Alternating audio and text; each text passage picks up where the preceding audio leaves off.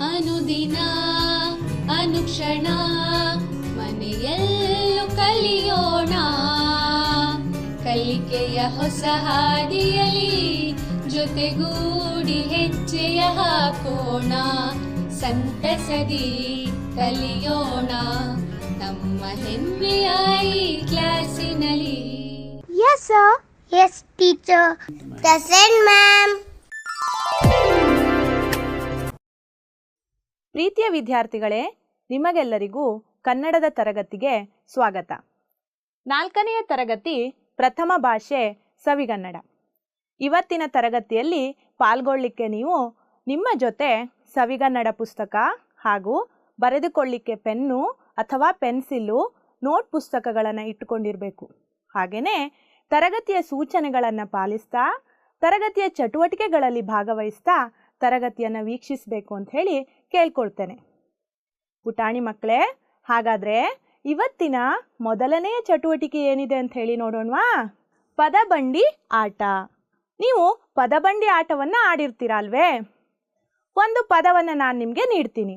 ಆ ಪದ ಯಾವ ಅಕ್ಷರದಿಂದ ಕೊನೆಯಾಗುತ್ತೋ ಅದನ್ನು ನೀವು ಗಮನಿಸಬೇಕು.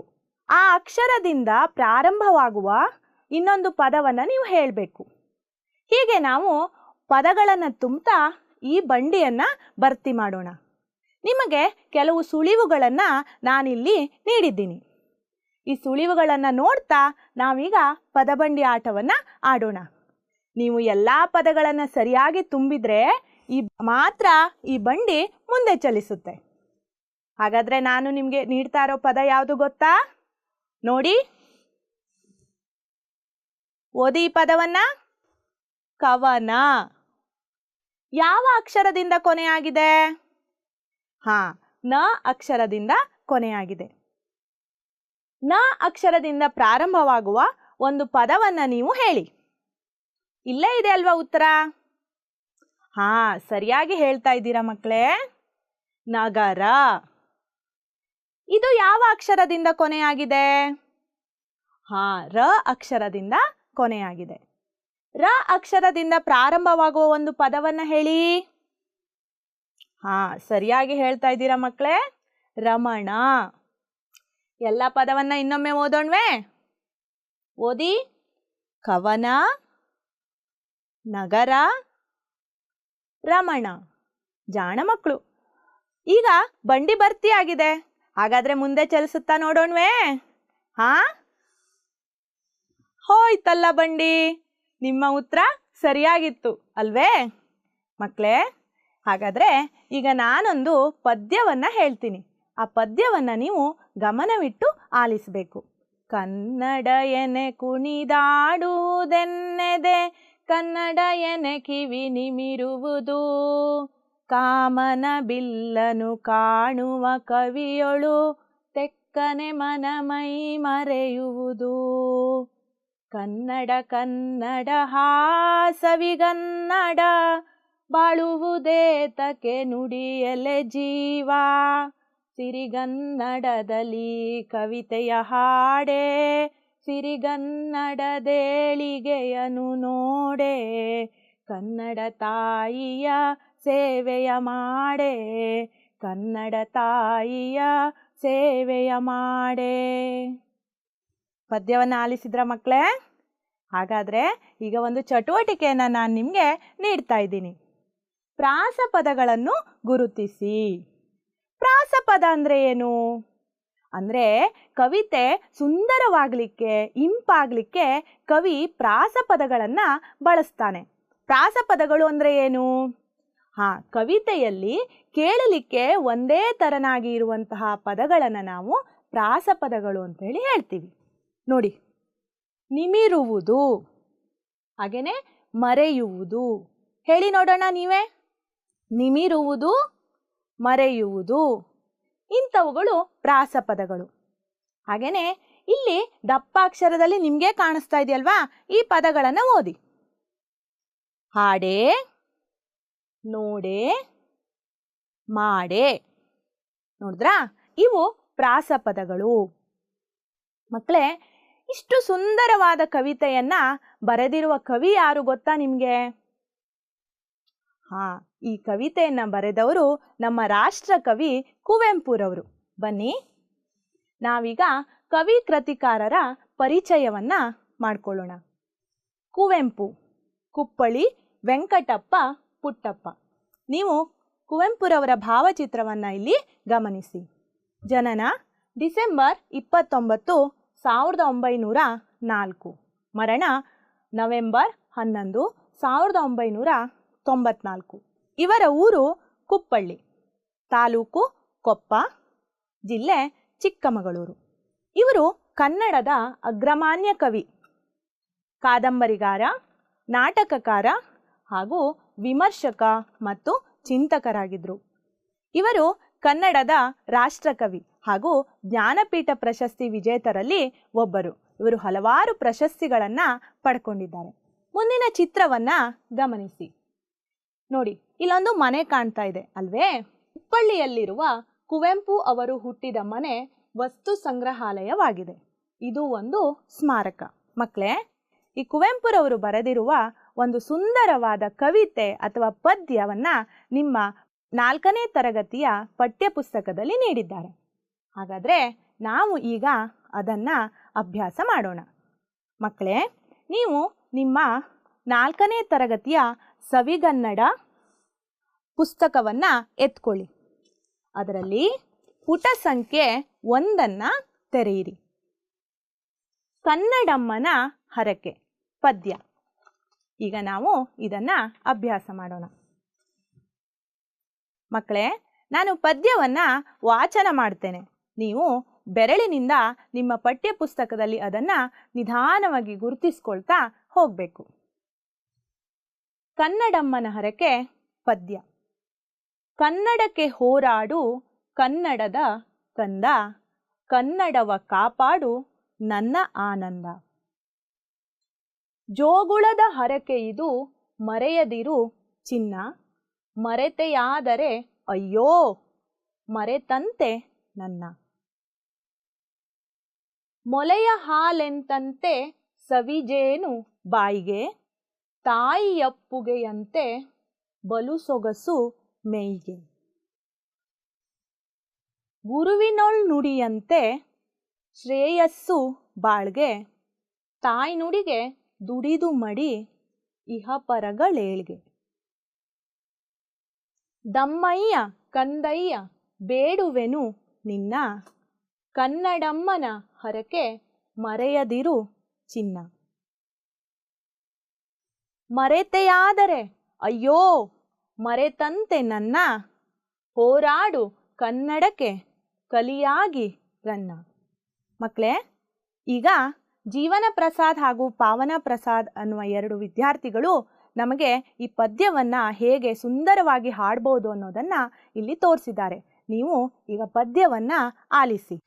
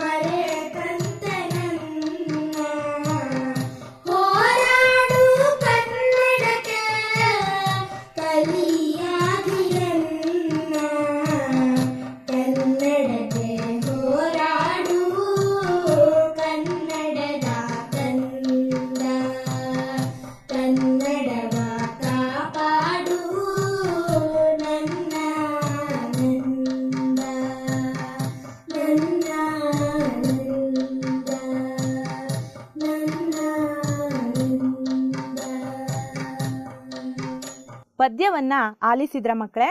ಕವಿ ಒಬ್ಬ ತಾಯಿಯಂತೆ ಮಗುವಿಗೆ ಕನ್ನಡ ನಾಡಿನ ಬಗ್ಗೆ, ಅದರ ಅಭಿಮಾನದ ಬಗ್ಗೆ ಇಲ್ಲಿ ವಿವರಣೆಯನ್ನ ನೀಡ್ತಾ ಇದ್ದಾರೆ. ಮಗು ಚಿಕ್ಕದಾಗಿದ್ದಾಗನೇ ಬಾಲ್ಯದಲ್ಲಿಯೇ ಒಬ್ಬ ತಾಯಿ ಹೇಗೆಲ್ಲ ಕನ್ನಡ ನಾಡಿನ ಬಗ್ಗೆ ಭಾವನೆಗಳನ್ನು ಬೆಳೆಸ್ತಾಳೆ, ಅಭಿಮಾನವನ್ನು ಬೆಳೆಸ್ತಾಳೆ ಅನ್ನೋದನ್ನು ಈ ಕವಿತೆಯ ಮೂಲಕ ತಿಳಿಸ್ತಾ ಇದ್ದಾರೆ. ಮಕ್ಕಳೇ, ಹಾಗಾದರೆ ಕವಿಯ ಆಶಯವನ್ನು, ಕವಿತೆಯ ಭಾವಾರ್ಥವನ್ನು ನಾವು ಈಗ ತಿಳ್ಕೊಳ್ಳೋಣ. ಕನ್ನಡಕ್ಕೆ ಹೋರಾಡು ಕನ್ನಡದ ಕಂದ, ಕನ್ನಡವ ಕಾಪಾಡು ನನ್ನ ಆನಂದ. ಎಲ್ಲಿ? ಇನ್ನೊಮ್ಮೆ ಓದಿ ಮಕ್ಕಳೇ. ಕನ್ನಡಕ್ಕೆ ಹೋರಾಡು ಕನ್ನಡದ ಕಂದ, ಕನ್ನಡವ ಕಾಪಾಡು ನನ್ನ ಆನಂದ. ನೋಡಿ, ಕವಿ ಒಬ್ಬ ತಾಯಿಯಂತೆ ಇಲ್ಲಿ ತನ್ನ ಆಶಯವನ್ನ ವ್ಯಕ್ತಪಡಿಸ್ತಾ ಇದ್ದಾರೆ. ನಾವು ಕನ್ನಡಕ್ಕಾಗಿ ಹೋರಾಡಬೇಕು ಅನ್ನೋದನ್ನ ತಾಯಿ ಇಲ್ಲಿ ಒಂದು ಮಗುವಿಗೆ ಹೇಳ್ತಾ ಇದೆ. ಬಾಲ್ಯದಲ್ಲಿಯೇ ಒಂದು ಚಿಕ್ಕ ಮಗುವಿಗೆ ತಾಯಿ ಹೇಳ್ತಾ ಇದ್ದಾಳೆ, ಕನ್ನಡಕ್ಕಾಗಿ ನಾವು ಹೋರಾಡಬೇಕು. ನಮ್ಮ ಭಾಷೆ ಕನ್ನಡ ಭಾಷೆ, ನಮ್ಮ ನಾಡು ಕನ್ನಡ ನಾಡು ಅಲ್ವಾ? ಹಾಗಾಗಿ ನಾವು ಹುಟ್ಟಿದ ನಾಡಿಗಾಗಿ, ಹುಟ್ಟಿದ ಭಾಷೆಗಾಗಿ ನಾವು ಹೋರಾಡಬೇಕು ಅನ್ನೋದನ್ನು ಕವಿ ಇಲ್ಲಿ ಹೇಳ್ತಾ ಇದ್ದಾರೆ. ಹಾಗೆಯೇ ಕನ್ನಡವ ಕಾಪಾಡು ನನ್ನ ಆನಂದ. ಕಾಪಾಡು, ಕಾಪಾಡು ಅಂದರೆ ಏನು? ಕಾಪಾಡು ಅಂದರೆ ರಕ್ಷಿಸು. ನೋಡಿ, ಕನ್ನಡವನ್ನು ನೀನು ರಕ್ಷಿಸಬೇಕು ಮಗು. ಇದು ಕನ್ನಡ ನಾಡು, ನಿನ್ನ ಭಾಷೆ ಕನ್ನಡ ಭಾಷೆ, ನೀನು ಕನ್ನಡವನ್ನು ಯಾವಾಗಲೂ ರಕ್ಷಿಸಬೇಕು ಅನ್ನೋದನ್ನು ತಾಯಿ ಇಲ್ಲಿ ಮಗುವಿಗೆ ಹೇಳ್ತಾ ಇದ್ದಾಳೆ.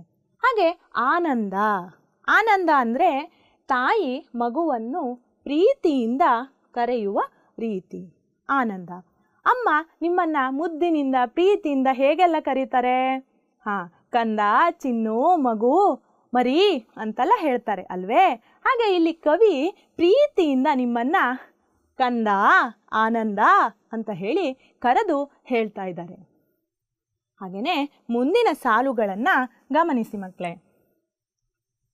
ಜೋಗುಳದ ಹರಕೆ ಇದು ಮರೆಯದಿರು ಚಿನ್ನ, ಮರೆತೆಯಾದರೆ ಅಯ್ಯೋ ಮರೆತಂತೆ ನನ್ನ.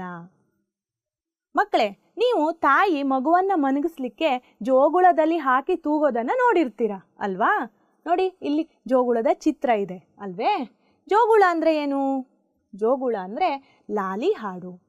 ಹೀಗೆ ಲಾಲಿ ಹಾಡುವಾಗ ಅಮ್ಮ ಹರಕೆಯನ್ನ ಮಾಡ್ತಾ ಇದ್ದಾಳೆ. ಏನಂತ ಹರಕೆಯನ್ನ ಮಾಡ್ತಾ ಇದ್ದಾರೆ ನೋಡಿ? ಜೋಗುಳದ ಹರಕೆ ಇದು ಮರೆಯದಿರು ಚಿನ್ನ. ತಾಯಿ ಜೋಗುಳವನ್ನು ಹಾಡ್ತಾ ಮಗುವನ್ನು ನಿದ್ದೆ ಮಾಡಿಸ್ತಾ ಒಂದು ಉತ್ತಮವಾದ ಭಾವನೆಯೊಂದಿಗೆ ಮಕ್ಕಳಿಗೆ ಹಾರೈಸ್ತಾಳೆ. ಆ ಹಾರೈಕೆಗಳು ಮಗುವಿನ ಉತ್ತಮ ಭವಿಷ್ಯಕ್ಕೆ ಕಾರಣ ಆಗುತ್ತೆ ಅಲ್ವಾ? ಹಾಗೆಯೇ ಹಾರೈಸ್ತಾ ತಾಯಿ ಹೇಳ್ತಾ ಇದ್ದಾಳೆ, ಮಗು ನೀನು ಕನ್ನಡಕ್ಕಾಗಿ ಹೋರಾಡಬೇಕು, ಕನ್ನಡವನ್ನು ರಕ್ಷಿಸಬೇಕು, ಕನ್ನಡ ಭಾಷೆಯ ಬಗ್ಗೆ ನೀನು ಅಭಿಮಾನವನ್ನು ಬೆಳೆಸ್ಕೊಳ್ಬೇಕು. ಇದು ಜೋಗುಳದ ಹರಕೆ, ಇದನ್ನು ಮರಿಬೇಡ ಅಂತ ಹೇಳಿ ತಾಯಿ ಹೇಳ್ತಾ ಇದ್ದಾಳೆ. ಹಾಗೆಯೇ ಮುಂದಿನ ಸಾಲುಗಳನ್ನು ನೋಡಿ ಮಕ್ಕಳೇ. ಮರೆತೆಯಾದರೆ ಅಯ್ಯೋ ಮರೆತಂತೆ ನನ್ನ. ಇನ್ನೊಮ್ಮೆ ಓದಿ. ಜೋಗುಳದ ಹರಕೆ ಇದು ಮರೆಯದಿರು ಚಿನ್ನ, ಮರೆತೆಯಾದರೆ ಅಯ್ಯೋ ಮರೆತಂತೆ ನನ್ನ. ಇದು ಜೋಗುಳದ ಹರಕೆ. ಈ ಹರಕೆಯನ್ನು ನೀನೇನಾದರೂ ಮರೆತೆ ಅಂದರೆ ಕನ್ನಡವನ್ನು, ಕನ್ನಡ ಭಾಷೆಯನ್ನು, ಕನ್ನಡದ ಮೇಲಿನ ಅಭಿಮಾನವನ್ನು ನೀನು ಮರೆತೆ ಅಂತಂದರೆ ನೀನು ನನ್ನನ್ನೇ ಮರೆತ ಹಾಗೆ. ನನ್ನನ್ನೇ ಅಂದರೆ ಯಾರು? ನಮ್ಮನ್ನು ಹೆತ್ತ ತಾಯಿ. ಅಂದರೆ ಕನ್ನಡವನ್ನು ನೀನು ಮರೆತೆ ಅಂತಂದರೆ ಹೆತ್ತ ತಾಯಿಯನ್ನೇ ಮರೆತ ಹಾಗೆ ಅಂಥೇಳಿ ಇಲ್ಲಿ ಕವಿ ಹೇಳ್ತಾ ಇದ್ದಾರೆ. ಹಾಗಾದರೆ ಮಕ್ಕಳೇ, ಕವಿ ಕನ್ನಡವನ್ನು, ಕನ್ನಡ ಮಾತೆಯನ್ನು ಯಾರಿಗೆ ಹೋಲಿಸ್ತಾ ಇದ್ದಾರೆ ಇಲ್ಲಿ? ಸರಿಯಾಗಿ ಹೇಳ್ತಾ ಇದ್ದೀರಾ. ಕನ್ನಡವನ್ನು, ಕನ್ನಡ ಮಾತೆಯನ್ನು ಕವಿ ಇಲ್ಲಿ ಹೆತ್ತ ತಾಯಿಗೆ ಹೋಲಿಸ್ತಾ ಇದ್ದಾರೆ. ಗಮನಿಸ್ತಾ ಇದ್ದೀರಾ ಮಕ್ಕಳೇ? ಮುಂದಿನ ಸಾಲುಗಳನ್ನು ನೋಡಿ. ಮೊಲೆಯ ಹಾಲೆಂತಂತೆ ಸವಿಜೇನು ಬಾಯಿಗೆ, ತಾಯಿಯಪ್ಪುಗೆಯಂತೆ ಬಲು ಸೊಗಸು ಮೇಯ್ಗೆ. ನೋಡಿ, ಬಾಯಿಗೆ ಬಾಯಿಗೆ ಅಂದರೆ ಬಾಯಿಗೆ, ಮೇಯಿಗೆ ಅಂದರೆ ಮೈಯಿಗೆ. ಕನ್ನಡ ಹೇಗಿದೆ, ಕನ್ನಡ ಭಾಷೆಯ ಸೊಗಸು ಹೇಗಿದೆ ಅನ್ನೋದನ್ನು ಕವಿ ಮುಂದಿನ ಸಾಲುಗಳಲ್ಲಿ ಹೇಳ್ತಾ ಇದ್ದಾರೆ. ಮೊಲೆಯ ಹಾಲೆಂತಂತೆ ಸವಿಜೇನು ಬಾಯಿಗೆ. ತಾಯಿಯ ಹಾಲು ಅಮೃತಕ್ಕೆ ಸಮಾನ ಅಂಥೇಳಿ ಹೇಳ್ತಾರೆ. ಚಿಕ್ಕ ಮಕ್ಕಳಿದ್ದಾಗಿಂದ ನಾವು ತಾಯಿಯ ಹಾಲನ್ನು ಕುಡಿದು ಬೆಳಿತೀವಿ ಅಲ್ವೇ? ಹಾಗೆಯೇ ಕನ್ನಡ ಭಾಷೆಯಲ್ಲಿ ನಮ್ಮ ಭಾವನೆಗಳನ್ನು ಹೇಳ್ಕೊಳ್ತಾ ನಾವು ಬೆಳಿತೀವಿ. ಹಾಗಾಗಿ ಮೊಲೆಯ ಹಾಲೆಂತಂತೆ ಸವಿಜೇನು ಬಾಯಿಗೆ ಅಂದರೆ ಜೇನನ್ನು ನೀವು ಸೌದಿರ್ತೀರ. ಹೇಗಿರುತ್ತೆ ಜೇನು? ಆಹಾ, ತುಂಬ ಸಿಹಿಯಾಗಿರುತ್ತೆ ಅಲ್ವೇ? ಹಾಗೆ ಕನ್ನಡ ಭಾಷೆಯು ಕೂಡ ಜೇನಿನಷ್ಟು ಸಿಹಿಯಾಗಿದೆ, ಮಾತನಾಡಲು ನಮಗೆ ಅಷ್ಟು ಸರಳವಾಗಿದೆ. ಮೊಲೆಯ ಹಾಲೆಂತಂತೆ ಸವಿಜೇನು ಬಾಯಿಗೆ. ಕನ್ನಡವನ್ನು ಮಾತನಾಡಲಿಕ್ಕೆ ನಾವು ಯಾವುದೇ ಕಷ್ಟಪಡಬೇಕಾಗಿಲ್ಲ. ಅಷ್ಟು ಸಲೀಸಾಗಿ, ಅಷ್ಟು ಸುಂದರವಾಗಿ, ಸರಳವಾಗಿ ನಮ್ಮ ಬಾಯಿಂದ ಅದು ಬರುತ್ತೆ. ಅದು ಅಷ್ಟು ಸಿಹಿಯಾಗಿದೆ ಅನ್ನೋದನ್ನು ಕವಿ ಇಲ್ಲಿ ಹೇಳ್ತಾ ಇದ್ದಾರೆ. ಹಾಗೆಯೇ ತಾಯಿಯಪ್ಪುಗೆಯಂತೆ ಬಲು ಸೊಗಸು ಮೈಗೆ. ಅಮ್ಮ ನಮ್ಮನ್ನು ತಬ್ಬಿಕೊಂಡಾಗ ಒಂದು ಮಧುರವಾದ ಅನುಭವ ಆಗುತ್ತೆ ಅಲ್ವೇ ಮಕ್ಕಳೇ? ಹಾಗೆ ಕನ್ನಡ ಭಾಷೆಯನ್ನು ಮಾತನಾಡ್ತಾ ಇದ್ದರೆ ನಮಗೆ ನಮ್ಮದು ಅನ್ನುವಂತಹ ಭಾವನೆ ಬರುತ್ತೆ. ಯಾಕೆ ಅಂದರೆ ಅದರಲ್ಲಿ ತಾಯಿಯ ವಾತ್ಸಲ್ಯ ಇದೆ, ಅದು ನಮ್ಮ ಭಾಷೆ. ಹಾಗೆಯೇ ನಮ್ಮ ಮೈ ಮನಗಳು ಕನ್ನಡ ಭಾಷೆಗಾಗಿ ರೋಮಾಂಚನಗೊಳ್ತವೆ. ಹಾಗೆಯೇ ಕನ್ನಡ ಭಾಷೆ ನಮ್ಮ ನರನಾಡಿಗಳಲ್ಲಿ ರಕ್ತಗತವಾಗಿದೆ. ಯಾಕಂದರೆ ಅದು ನಮ್ಮ ಮಾತೃಭಾಷೆ ಅನ್ನೋದನ್ನು ಇಲ್ಲಿ ಕವಿ ಹೇಳ್ತಾ ಇದ್ದಾರೆ. ಮುಂದಿನ ಸಾಲುಗಳನ್ನು ಗಮನಿಸಿ ಮಕ್ಕಳೇ. ಗುರುವಿನೊಳ್ ನುಡಿಯಂತೆ ಶ್ರೇಯಸ್ಸು ಬಾಳ್ಗೆ, ತಾಯ್ನುಡಿಗೆ ದುಡಿದು ಮಡಿ ಇಹ ಪರಗಳೇಳ್ಗೆ. ಇನ್ನೊಮ್ಮೆ ಓದೋಣ ಈ ಸಾಲನ. ಗುರುವಿನೊಳ್ ನುಡಿಯಂತೆ ಶ್ರೇಯಸ್ಸು ಬಾಳ್ಗೆ, ತಾಯ್ನುಡಿಗೆ ದುಡಿದು ಮಡಿ ಇಹ ಪರಗಳೇಳ್ಗೆ. ನೋಡಿ, ಇಹ ಪರ ಅಂದರೆ ಏನು?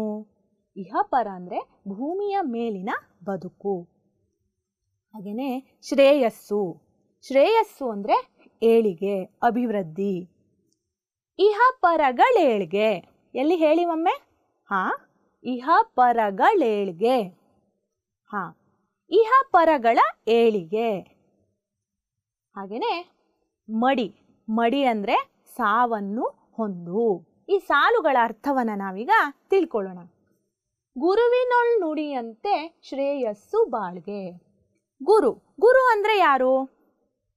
ಶಿಕ್ಷಕರು. ಗುರು ಅಂದರೆ ಶಿಕ್ಷಕರು. ಹಾಗೆ ನಮ್ಮ ಹಿರಿಯರು, ನಮಗೆ ಹಿತವಚನಗಳನ್ನು ನೀಡುವವರು. ಅವರು ನಮಗೆ ಯಾವುದು ತಪ್ಪು, ಯಾವುದು ಸರಿ ಅನ್ನೋದನ್ನು ಹೇಳ್ಕೊಡ್ತಾರೆ ಅಲ್ವೇ? ಹಾಗೆಯೇ ಯಾವ ದಾರಿಯಲ್ಲಿ ನಾವು ಮುಂದೆ ನಡಿಬೇಕು ಅನ್ನೋದನ್ನು ತೋರಿಸ್ತಾರೆ ಅಲ್ವೇ? ಹಾಗೆಯೇ ಗುರುವಿನೊಳ್ ನುಡಿಯಂತೆ ಶ್ರೇಯಸ್ಸು ಬಾಳ್ಗೆ. ಹೀಗೆ ನಾವು ಗುರುಗಳಿಂದ, ಹಿರಿಯರಿಂದ ಉತ್ತಮವಾದದ್ದನ್ನು ಕಲಿತು ಮುಂದೆ ಸಾಗ್ತೀವಿ. ಅದು ನಮಗೆ ಶ್ರೇಯಸ್ಸನ್ನು ತಂದುಕೊಡುತ್ತೆ. ಹಾಗೆಯೇ ಕನ್ನಡ ಭಾಷೆ ನಮ್ಮ ಜೀವನಕ್ಕೆ ಮಾರ್ಗದರ್ಶನವನ್ನು ನೀಡುತ್ತೆ. ಉತ್ತಮವಾದ ಸಂಸ್ಕೃತಿ ಇದೆ ಈ ಕನ್ನಡ ಭಾಷೆಗೆ. ಹಾಗಾಗಿ ನಾವು ಕನ್ನಡ ಭಾಷೆಯಿಂದ ನಾವು ಜೀವನದಲ್ಲಿ ದಾರಿಯನ್ನು ಕಂಡುಕೊಳ್ತೀವಿ, ಒಳ್ಳೆಯದನ್ನು ಕಲಿತೀವಿ ಅನ್ನೋದನ್ನು ಕವಿ ಹೇಳ್ತಾ ಇದ್ದಾರೆ. ಹಾಗೆಯೇ ತಾಯ್ನುಡಿಗೆ ದುಡಿದು ಮಡಿ ಇಹ ಪರಗಳೇಳ್ಗೆ. ತಾಯ್ನುಡಿ ಯಾವುದು ಮಕ್ಕಳೇ? ನಮ್ಮ ತಾಯ್ನುಡಿ ಯಾವುದು? ಕನ್ನಡ. ನಮ್ಮ ತಾಯ್ನುಡಿ ಕನ್ನಡ. ಈ ಕನ್ನಡ ಭಾಷೆಗಾಗಿ ನೀನು ದುಡಿಯಬೇಕು. ಈ ಕನ್ನಡ ಭಾಷೆಗಾಗಿ ನೀನು ಮಡಿಯಬೇಕು. ಅಂದರೆ ನೀನು ಕನ್ನಡ ಭಾಷೆಗಾಗಿ ಬದುಕನ್ನು ಸಮರ್ಪಿಸಬೇಕು, ತ್ಯಾಗವನ್ನು ಮಾಡಬೇಕು ಅನ್ನೋದನ್ನು ಕವಿ ಇಲ್ಲಿ ಹೇಳ್ತಾ ಇದ್ದಾರೆ. ಹಾಗೆಯೇ ಇದರಿಂದ ನಮ್ಮ ಇಹಪರಗಳ ಏಳಿಗೆ ಆಗುತ್ತೆ. ಇಹಪರ ಅಂತಂದರೆ ನೀವಾಗಲೇ ನೋಡಿದ್ರಿ, ಭೂಮಿಯ ಮೇಲಿನ ಬದುಕು. ಅಂದರೆ ಈ ಕನ್ನಡ ಭಾಷೆಯನ್ನು ಅಭಿವೃದ್ಧಿಪಡಿಸೋದ್ರಿಂದ, ಬಳಸೋದ್ರಿಂದ ನಮ್ಮ ಇಹಪರಗಳ ಏಳಿಗೆ ಆಗುತ್ತೆ. ಅಂದರೆ ನಮ್ಮ ಸಮಾಜದ, ನಮ್ಮ ಸುತ್ತಲಿನ ಬದುಕಿನ ಏಳಿಗೆ ಆಗುತ್ತೆ. ನಮ್ಮ ಸುತ್ತಲಿನ ಬದುಕು ಸುಂದರವಾಗಿ ಮುನ್ನಡೆಯುತ್ತೆ ಅನ್ನೋದನ್ನು ಕವಿ ಇಲ್ಲಿ ಹೇಳ್ತಾ ಇದ್ದಾರೆ. ಮುಂದಿನ ಸಾಲುಗಳನ್ನು ಗಮನಿಸಿ ಮಕ್ಕಳೇ. ದಮ್ಮಯ್ಯ ಕಂದಯ್ಯ ಬೇಡುವೆನು ನಿನ್ನ, ಕನ್ನಡಮ್ಮನ ಹರಕೆ ಮರೆಯದಿರು ಚಿನ್ನ. ನೋಡಿದ್ರಾ, ಕವಿ ಎಷ್ಟು ಸುಂದರವಾಗಿ ಒಬ್ಬ ತಾಯಿ ಅಂತ ಇಲ್ಲಿ ಮಗುವನ್ನ ಬೇಡ್ತಾ ಇದ್ದಾರೆ. ದಮ್ಮಯ್ಯ ಅಂತ ಹೇಳಿ. ದಮ್ಮಯ್ಯ ಅಂದರೆ ದೀನತೆಯಿಂದ ಬೇಡುವುದು. ಅಂದರೆ ತಾಯಿ ಇಲ್ಲಿ ಒಂದು ಮಗುವನ್ನ ಅಕ್ಕರೆಯಿಂದ ಪ್ರೀತಿಯಿಂದ ಕೇಳ್ಕೊಳ್ತಾ ಇದ್ದಾರೆ, ನೀನು ಜೀವನದಲ್ಲಿ ಕನ್ನಡಮ್ಮನ ಹರಕೆಯನ್ನ ಮರಿಬೇಡ. ಅಂದರೆ ಜೀವನದಲ್ಲಿ ಎಷ್ಟೇ ಉತ್ತುಂಗಕ್ಕೇರು, ಎಷ್ಟೇ ಒಳ್ಳೆ ಒಳ್ಳೆ ಕೆಲಸಗಳನ್ನು ಪಡ್ಕೊ, ಎಷ್ಟೇ ಮುಂದುವರಿ, ಆದರೆ ನೀನು ಕನ್ನಡ ನಾಡಿನ ಮಗು, ನಿನ್ನ ಮಾತೃಭಾಷೆ ಕನ್ನಡ ಅನ್ನೋದನ್ನು ನೀನು ಎಂದಿಗೂ ಮರಿಬೇಡ ಅಂತ ಹೇಳಿ ಇಲ್ಲಿ ಕವಿ ಒಬ್ಬ ತಾಯಿಯಂತೆ ಮಗುವನ್ನು ಕೇಳ್ಕೊಳ್ತಾ ಇದ್ದಾರೆ. ಮುಂದಿನ ಸಾಲುಗಳನ್ನು ಗಮನಿಸಿ. ಮರೆತೆಯಾದರೆ ಅಯ್ಯೋ ಮರೆತಂತೆ ನನ್ನ, ಹೋರಾಡು ಕನ್ನಡಕ್ಕೆ ಕಲಿಯಾಗಿ ರನ್ನ. ಮರೆತೆಯಾದರೆ ಅಯ್ಯೋ ಮರೆತಂತೆ ನನ್ನ, ನೀನು ಈ ಕನ್ನಡವನ್ನ, ಕನ್ನಡ ಭಾಷೆಯನ್ನ, ಕನ್ನಡ ನಾಡನ್ನ ಮರೆತೆ ಅಂತಂದ್ರೆ ನನ್ನನ್ನೇ ಮರೆತ ಹಾಗೆ, ಅಂದರೆ ಹೆತ್ತ ತಾಯಿಯನ್ನೇ ನೀನು ಮರೆತ ಹಾಗೆ. ಹೋರಾಡು ಕನ್ನಡಕ್ಕೆ ಕಲಿಯಾಗಿ ರನ್ನ. ಕಲಿ ಅಂದರೆ ನೋಡಿ, ಚಿತ್ರನ ಗಮನಿಸಿ. ಕಲಿ ಅಂದರೆ ವೀರ ಶೂರ ಅಲ್ವಾ. ಈ ಕನ್ನಡಕ್ಕಾಗಿ, ಈ ಪವಿತ್ರ ನೆಲಕ್ಕಾಗಿ, ಈ ಪವಿತ್ರ ಭಾಷೆಗಾಗಿ ನೀನು ಹೋರಾಡಬೇಕು. ಹೇಗೆ ಹೋರಾಡಬೇಕು? ಒಬ್ಬ ಕಲಿಯಂತೆ, ಒಬ್ಬ ಶೂರನಂತೆ ನೀನು ಹೋರಾಡಬೇಕು ಅನ್ನೋದನ್ನ ಕವಿ ಇಲ್ಲಿ ಹೇಳ್ತಾ ಇದ್ದಾರೆ. ಮಕ್ಕಳೇ, ಪದ್ಯದ ಅರ್ಥವನ್ನ ತಿಳ್ಕೊಂಡ್ರಾ? ನೀವೆಲ್ಲ ಪುಟಾಣಿ ಮಕ್ಕಳು ಅಲ್ವೇ? ಕನ್ನಡ ಭಾಷೆಗಾಗಿ ನೀವು ಯಾವ ರೀತಿ ಸೇವೆಯನ್ನ ಸಲ್ಲಿಸಲಿಕ್ಕೆ ಸಿದ್ಧರಿದ್ದೀರಾ? ನಿಮ್ಮ ಸ್ನೇಹಿತರ ಜೊತೆ ಕನ್ನಡದಲ್ಲಿಯೇ ಮಾತನಾಡಬೇಕು. ಕನ್ನಡವನ್ನ ಶುದ್ಧವಾಗಿ, ಸ್ಫುಟವಾಗಿ, ಸುಂದರವಾಗಿ ಬರೀಲಿಕ್ಕೆ ಹಾಗೂ ಓದಲಿಕ್ಕೆ ಕಲ್ತ್ಕೊಳ್ಬೇಕು. ಕನ್ನಡ ಪುಸ್ತಕಗಳನ್ನು ಹೆಚ್ಚೆಚ್ಚು ಓದಬೇಕು. ಹಾಗೆಯೇ ಕನ್ನಡದಲ್ಲಿ ಚಿಕ್ಕ ಚಿಕ್ಕ ಪದ್ಯಗಳನ್ನು, ಹಾಗೆಯೇ ಕತೆಗಳನ್ನು ನೀವು ಬರೀಲಿಕ್ಕೆ ಪ್ರಯತ್ನಿಸಬೇಕು. ಆಗ ನಮ್ಮ ಕನ್ನಡ ಭಾಷೆ ಅಭಿವೃದ್ಧಿ ಆಗುತ್ತೆ, ಕನ್ನಡ ಮುಂದುವರಿಯುತ್ತೆ, ಕನ್ನಡ ರಕ್ಷಣೆಯಾಗುತ್ತೆ. ಮಕ್ಕಳೇ, ಪದ್ಯದ ಅರ್ಥವನ್ನು ನೀವು ಚೆನ್ನಾಗಿ ತಿಳ್ಕೊಂಡಿದ್ದೀರಾ ಅಲ್ವೇ? ಹಾಗಾದರೆ ಮುಂದಿನ ಚಟುವಟಿಕೆಯನ್ನು ನಾವೀಗ ಗಮನಿಸೋಣ. ಪ್ರಾಸ ಪದಗಳನ್ನು ಗುರುತಿಸಿ. ಹೋರಾಡು, ಇದಕ್ಕೆ ಯಾವ ಪ್ರಾಸಪದ ಇದೆ ಇಲ್ಲಿ ಮಕ್ಕಳೇ? ನೀವು ಸರಿಯಾಗಿ ಹೇಳ್ತಾ ಇದ್ದೀರಾ, ಕಾಪಾಡು ಅಲ್ವೇ? ಹಾಗೇನೆ ಕಂದ, ಇದಕ್ಕೆ ಯಾವ ಪ್ರಾಸಪದ ಇದೆ? ನೀವು ಸರಿಯಾಗಿ ಹೇಳ್ತಾ ಇದ್ದೀರಾ, ಆನಂದ. ಹಾಗೇನೆ ಮುಂದಿನ ಸಾಲುಗಳನ್ನ ಗಮನಿಸಿ. ಚಿನ್ನ, ಇದಕ್ಕೆ ಯಾವ ಪ್ರಾಸಪದ ಇದೆ? ಸರಿಯಾಗಿ ಹೇಳ್ತಾ ಇದ್ದೀರಾ, ನನ್ನ. ನೋಡಿದ್ರಾ? ಹೀಗೆ ಮುಂದಿನ ಸಾಲುಗಳಲ್ಲಿ ನೀವು ಪ್ರಾಸಪದಗಳನ್ನು ಗುರುತಿಸಿ ನಿಮ್ಮ ನೋಟ್ ಪುಸ್ತಕದಲ್ಲಿ ಬರೀರಿ. ಹಾಗಾದರೆ ಈಗ ನಾವು ಈ ಪದ್ಯದಲ್ಲಿ ಬರುವಂತಹ ಕೆಲವು ಪ್ರಶ್ನೆಗಳಿಗೆ ಉತ್ತರವನ್ನು ನೋಡೋಣ. ಕೆಳಗಿನ ಪ್ರಶ್ನೆಗಳಿಗೆ ಉತ್ತರಿಸಿ. ಕನ್ನಡದ ಕಂದ ಯಾವುದಕ್ಕಾಗಿ ಹೋರಾಡಬೇಕು? ಸರಿಯಾಗಿದೆ ನಿಮ್ಮ ಉತ್ತರ ಮಕ್ಕಳೇ. ಕನ್ನಡದ ಕಂದ ಕನ್ನಡಕ್ಕಾಗಿ ಹೋರಾಡಬೇಕು. ಕನ್ನಡವನ್ನು ಮರೆತರೆ ಯಾರನ್ನು ಮರೆತಂತೆ? ಸರಿಯಾಗಿದೆ ನಿಮ್ಮ ಉತ್ತರ ಮಕ್ಕಳೇ. ಕನ್ನಡವನ್ನು ಮರೆತರೆ ಹೆತ್ತ ತಾಯಿಯನ್ನು ಮರೆತಂತೆ. ಮುಂದಿನ ಪ್ರಶ್ನೆಯನ್ನು ಓದಿ. ಕನ್ನಡದ ಕಂದ ಯಾವುದನ್ನು ಮರೆಯಬಾರದು? ಸರಿಯಾಗಿದೆ ಮಕ್ಕಳೇ ನಿಮ್ಮ ಉತ್ತರ. ಕನ್ನಡದ ಕಂದ ಕನ್ನಡಮ್ಮನ ಹರಕೆಯನ್ನು ಮರೆಯಬಾರದು. ಹಾಗಾದರೆ ಮುಂದಿನ ಚಟುವಟಿಕೆಯನ್ನು ಈಗ ನಾವು ನೋಡೋಣ. ಇಲ್ಲಿ ಕೆಲವೊಂದು ವಾಕ್ಯಗಳನ್ನು ಕೊಟ್ಟಿದ್ದೀನಿ, ಹಾಗೆ ಅದರ ಆಯ್ಕೆಗಳು ಇಲ್ಲೇ ಇದೆ. ಯಾವ ಆಯ್ಕೆ ಸರಿಯಾಗಿದೆ ಅನ್ನೋದನ್ನು ನೀವು ಗಮನಿಸಿ ಬಿಟ್ಟ ಸ್ಥಳವನ್ನು ಭರ್ತಿ ಮಾಡಬೇಕು. ನೋಡೋಣವೇ? ಇಂದಿನ ಅವಮಾನ ಅಥವಾ ಹವಾಮಾನ ಉತ್ತಮವಾಗಿದೆ. ಯಾವುದು ಸರಿ ಮಕ್ಕಳೇ? ಇಂದಿನ ಹವಾಮಾನ ಉತ್ತಮವಾಗಿದೆ. ಹಾಗೆಯೇ ಕನ್ನಡಕ್ಕಾಗಿ ಹೋರಾಡು ಸರಿನಾ ಅಥವಾ ಹೋರಾಡು ಸರಿನಾ? ಕನ್ನಡಕ್ಕಾಗಿ ಹೋರಾಡು ಕನ್ನಡದ ಕಂದ. ಮುಂದಿನ ಸಾಲನ್ನು ನೋಡಿ. ಹಸು ಹಾಲು ಅಥವಾ ಹಾಲು ಕೊಡುತ್ತದೆ. ಯಾವ ಉತ್ತರ ಸರಿ? ಹಸು ಹಾಲು ಕೊಡುತ್ತದೆ. ಹಾಗೇನೆ ಹಸು ಅನ್ನುವಾಗ ಹಸು ಅಂತ ಹೇಳಬಾರ್ದು, ಹಸು ಅಂತ ಸರಿಯಾಗಿ ನೀವು ಉಚ್ಚಾರಣೆಯನ್ನ ಮಾಡಬೇಕು. ನಾನು ಬಹಳ ಆನಂದ ಅಥವಾ ಆನಂದವಾಗಿದ್ದೇನೆ. ಯಾವ ಆಯ್ಕೆ ಸರಿಯಾಗಿದೆ? ಸರಿಯಾಗಿ ಹೇಳ್ತಾ ಇದ್ದೀರಾ ಮಕ್ಕಳೇ. ನಾನು ಬಹಳ ಆನಂದವಾಗಿದ್ದೇನೆ. ಮಕ್ಕಳೇ, ನೀವು ಪದ್ಯವನ್ನು ಚೆನ್ನಾಗಿ ಆಲಿಸಿದ್ದೀರಾ ಅಲ್ವೇ? ಹಾಗಾದರೆ ಈಗ ನಾವೊಂದು ಮೌಲ್ಯಮಾಪನ ಚಟುವಟಿಕೆಯನ್ನು ಮಾಡೋಣ. ಈ ಸಾಲುಗಳನ್ನು ನೀವು ಒಮ್ಮೆ ಓದಿ. ಇಲ್ಲಿ ಬಿಟ್ಟ ಸ್ಥಳವನ್ನು ನೀಡಿದ್ದೇನೆ, ಹಾಗೆಯೇ ಅದಕ್ಕೆ ಒಂದಿಷ್ಟು ಆಯ್ಕೆಗಳನ್ನು ಕೂಡ ಇಲ್ಲಿ ಕೊಟ್ಟಿದ್ದೀನಿ. ಯಾವ ಆಯ್ಕೆ ಸರಿಯಾಗುತ್ತೆ ಅನ್ನೋದನ್ನು ನೋಡಿ ಈ ಬಿಟ್ಟ ಸ್ಥಳವನ್ನು ನೀವು ಪೂರ್ಣ ಮಾಡಬೇಕು. ಗಮನಿಸ್ತಾ ಇದ್ದೀರಾ ಮಕ್ಕಳೇ? ಈಗ ನಾವು ಬಿಟ್ಟ ಸ್ಥಳವನ್ನು ಭರ್ತಿ ಮಾಡೋಣ. ಕನ್ನಡಕ್ಕೆ ಹೋರಾಡು ಕನ್ನಡದ, ಹೇಳಿ ಉತ್ತರವನ್ನು ಹೇಳಿ. ಕನ್ನಡದ ಕಂದ. ಕನ್ನಡಕ್ಕೆ ಹೋರಾಡು ಕನ್ನಡದ ಕಂದ. ಹಾಗೆ ಮುಂದಿನ ಸಾಲನ್ನು ಓದಿ ಮಕ್ಕಳೇ. ಮರೆತೆಯಾದರೆ ಯಾವ ಆಯ್ಕೆ ಸರಿಯಾಗಿದೆ? ಮರೆತೆಯಾದರೆ ಅಯ್ಯೋ ಮರೆತಂತೆ ನನ್ನ. ಮರೆತೆಯಾದರೆ ಅಯ್ಯೋ ಮರೆತಂತೆ ನನ್ನ. ಹಾಗೆಯೇ ಮುಂದಿನ ಸಾಲನ್ನು ಓದಿ. ಮೊಲೆಯ ಹಾಲೆಂತಂತೆ ಯಾವ ಆಯ್ಕೆಯನ್ನು ಆರಿಸ್ತೀರಾ? ಸವಿಜೇನು ಬಾಯಿಗೆ.